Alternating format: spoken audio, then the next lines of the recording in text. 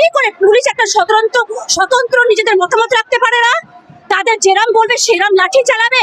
হতে পারে না, তাদেরও ঘরে বাচ্চা আছে, তারাও বড় হবে। আজকে তুমি যেটা দেখাচ্ছ কাল তোমায় সেটা দেখতেই হবে। কিছু না, মুখ লুকানোর জন্য। জেনজিদের আন্দোলন কিসের তাগিদে আপনাকে এই মিছিলে হাঁটতে হচ্ছে? ছেলেও জেনজিদের মধ্যেই পড়ে। আমার ছেলের হয়ে আমি, আর সবারই ছেলে হয়ে, প্রত্যেকটা সন্তানের হয়ে আমি এসেছি। পদত্যাগের দাবিতে আপনারা রাস্তায় নামছেন, কিন্তু আরজি করার সময় তো আপনারা স্বাস্থ্যমন্ত্রী, পুলিশ মন্ত্রী বা মুখ্যমন্ত্রীর পদত্যাগ দাবি করেননি।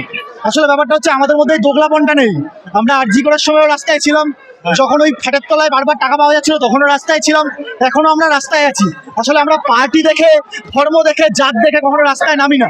আমরা সামগ্রিক দুর্নীতির বিরুদ্ধে রাস্তায় নামি এবং সামগ্রিকভাবে সেভাবেই আমরা নামছি।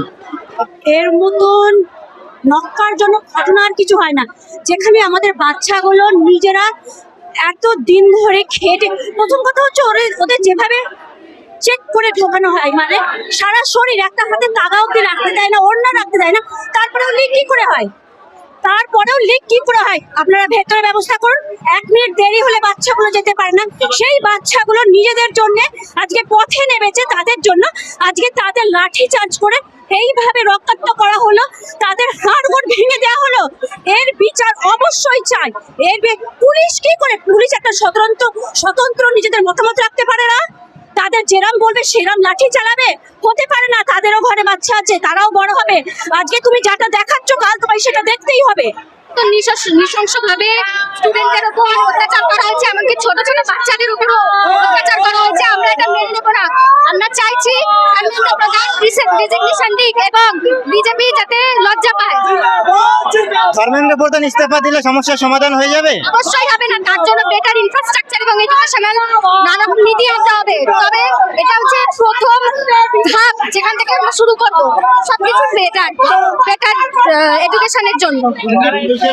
मोदी हटाओ बेटी बचाओ, মোদি হটাও। मोदी हटाओ और देश बचाओ, यही मांगते हैं हम लोग। আজকে তুমি যা দেখাচ্ছ কাল তোমায় সেটা দেখতে হবে, তুমি বাধ্য। এটা এর মতো ছি আর কিছু হয় না।